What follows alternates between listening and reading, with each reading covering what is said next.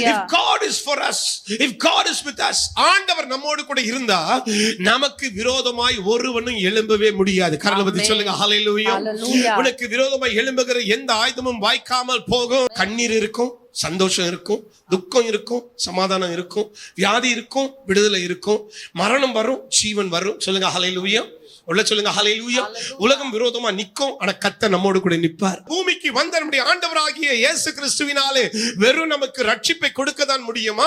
சமாதானத்தை கொடுக்க முடியும், சந்தோஷத்தை கொடுக்க முடியும், விடுதலையை கொடுக்க முடியும், சுகத்தை கொடுக்க முடியும், நன்மையை செய்ய முடியும், எல்லா ஆசீர்வாதங்களையும் கொடுக்க முடியும். பரலோக சம்பத்தும் பூமிக்கு ஏற்றவை சம்பத்துகளையும் என் கர்த்தர் எல்லாவற்றையும் மீண்டும் கொடுக்க முடியும்.